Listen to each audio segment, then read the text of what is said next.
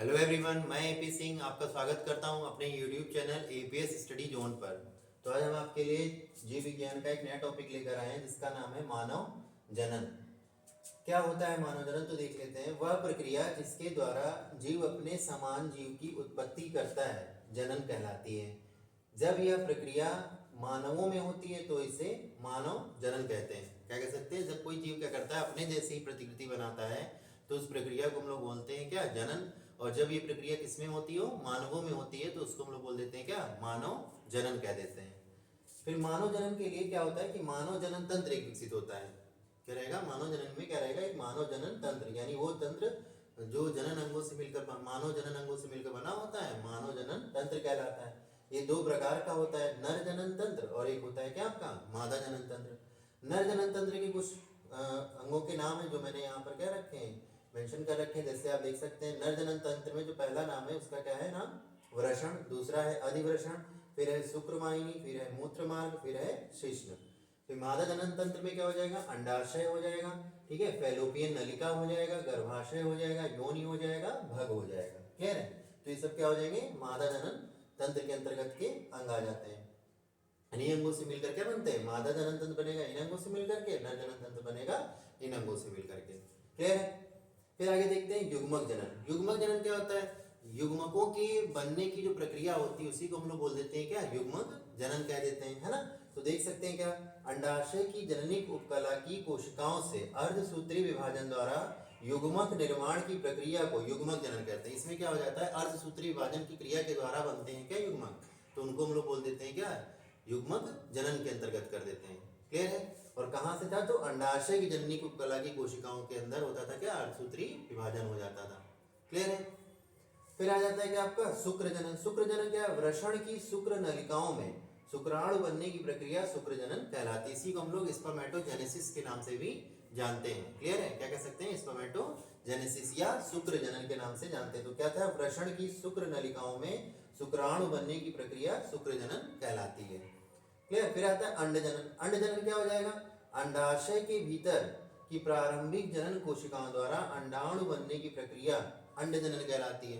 यानी अंडाशय के भीतर जब बनेंगे तो क्या बनेंगे, अंडाणु बनेंगे, है ना। तो उस प्रक्रिया को हम लोग कह देंगे क्या, अंड जनन कह देंगे।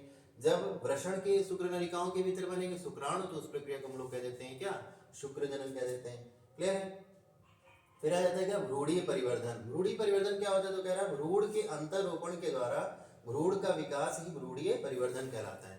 जब भ्रूण का अंतरोपण कर दिया जाता है तो उसी को उसमें जब भ्रूण का विकास होने लगता है उस प्रक्रिया को हम लोग बोल देते हैं क्या, भ्रूणीय परिवर्धन के नाम से हम लोग जानते हैं। ठीक है।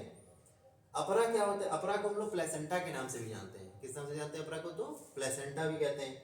क्या होता है, वह संरचना जिसके द्वारा जरायुज स्तनधारियों का विकासशील भ्रूण अपना पोषण मात्र गर्भाशयी रुधिर से प्राप्त करता है, अपरा कहलाती है। क्या हो जाएगा कि वह संरचना जिसके द्वारा जरायुज स्तनधारियों का विकासशील भ्रूण अपना पोषण मात्र गर्भाशयी रुधिर से प्राप्त करता है, अपरा कहलाती है। या इसी को हम लोग प्लेसेंटा के नाम से भी जानते हैं। क्लियर है। फिर देखते हैं क्या है, कोलोस्ट्रम। कोलोस्ट्रम क्या होता है, अच्छा एक टर्म कोलोस्ट्रम से मिलता जुलता कोलेस्ट्रॉल होता है। तो कोलेस्ट्रॉल जो होता है वो क्या होता है, जैविक वसा का एक ग्रुप होता है ना। लेकिन यहाँ क्या दिया है, कोलोस्ट्रम दिया है। कोलोस्ट्रम क्या होता है, माता के प्रथम दुग्ध को प्रथम स्तन या कोलोस्ट्रम कहते हैं। क्लियर है। क्या कहेंगे, माता के जो प्रथम दूध होता है उसको बोल दिया जाता है, दुग्ध जो होता है उसको बोलते हैं क्या हम लोग, प्रथम स्तन या कोलोस्ट्रम के नाम से जानते हैं। ये जो नवजात शिशु होते हैं उनके लिए क्या होता है, बहुत ज्यादा आवश्यक होता है, जो उनकी जीवन भर की प्रतिरक्षी क्रियाओं को क्या करता है, बढ़ाता रहता है। ठीक है।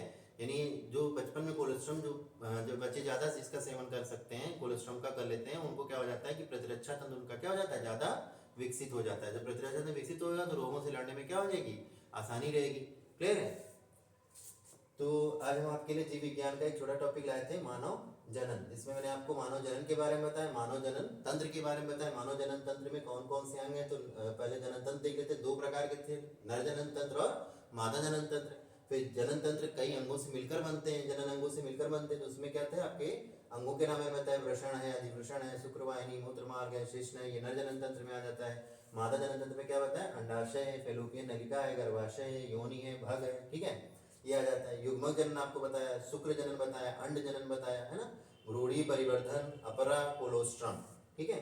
तो ये सब मैंने आपको आज टर्म कुछ इसके बताएं मानव जनन के अंतर्गत। आई होप कि वीडियो आपको अच्छा लगा होगा। अगर वीडियो अच्छा लगा है तो वीडियो को लाइक कीजिएगा, शेयर कीजिएगा और चैनल को जरूर सब्सक्राइब कर लीजिएगा। Thank you.